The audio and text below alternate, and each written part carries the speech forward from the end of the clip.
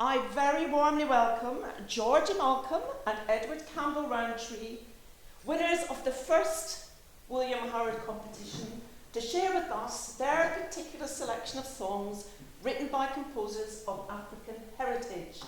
Bring on Georgie and Ed.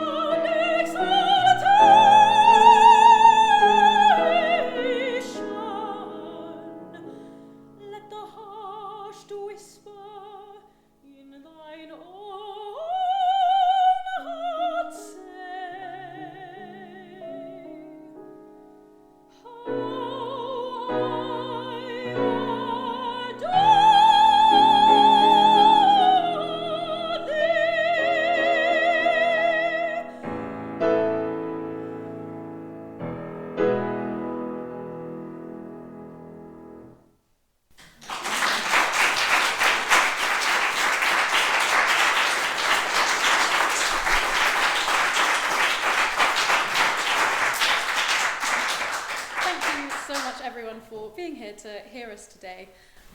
We love that first piece for its unashamed outpouring of sentiment. It's by a composer called Undine Smith Moore, who's a Black American composer from the last century, born in 1908. She was known as the Dean of Black Women Composers, being a celebrated educator as well as composer. And I wanted to read a quote from herself about her own practice as a composer, because I thought it was quite relevant to this piece.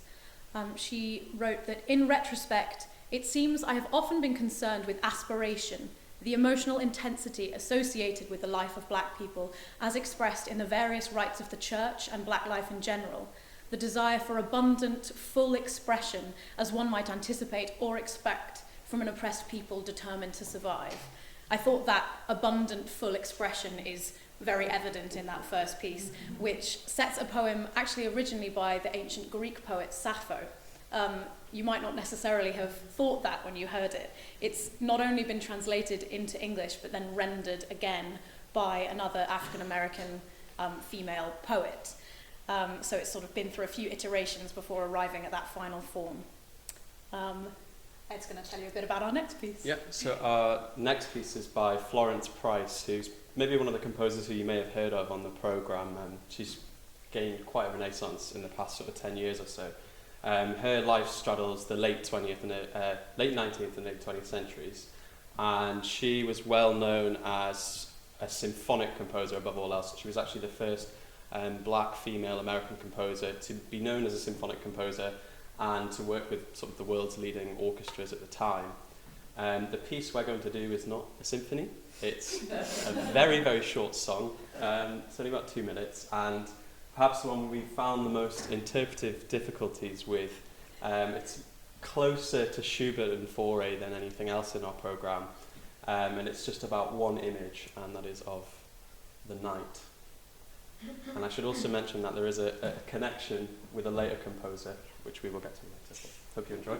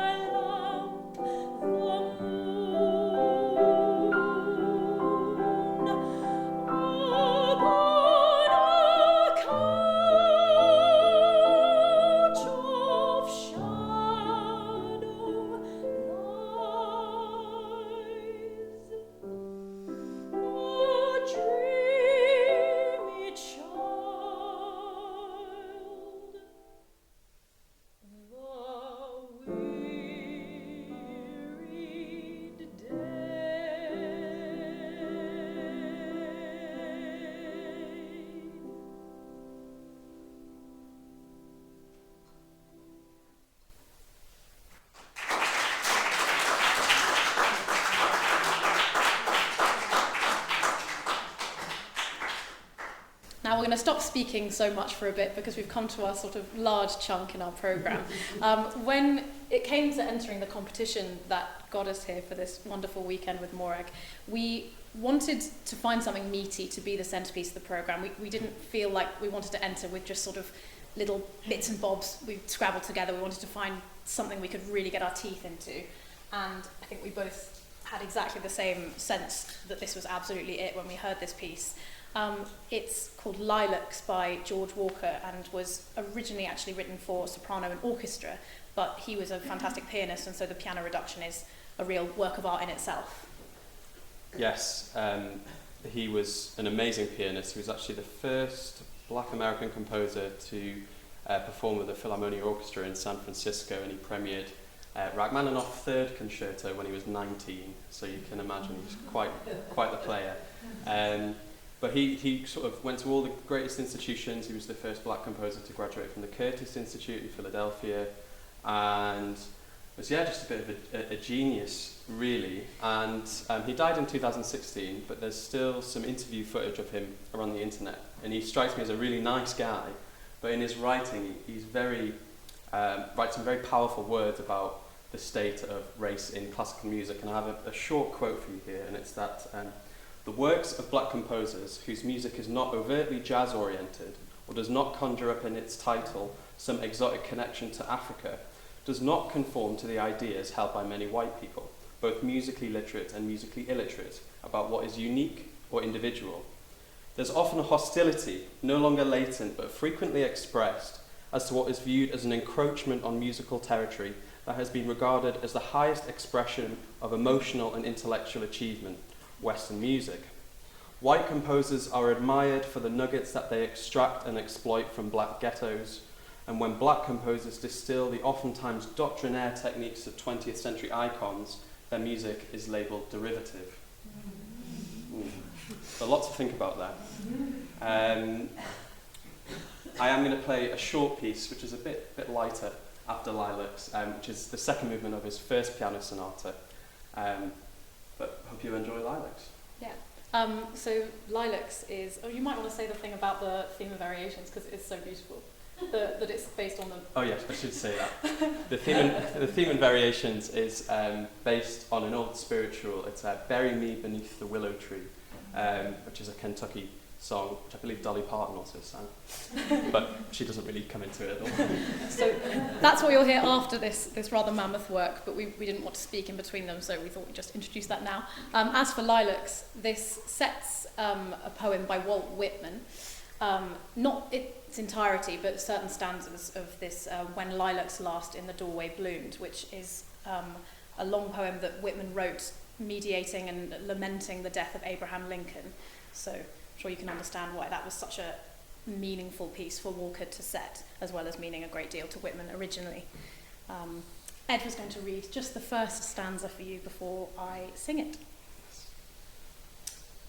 When lilacs last in the dooryard bloomed, and the great star early drooped in the western sky in the night, I mourned and yet shall mourn with ever-returning spring. Ever-returning spring, Trinity sure to me you bring, lilac, blooming perennial and drooping star in the west, and thought of him I love.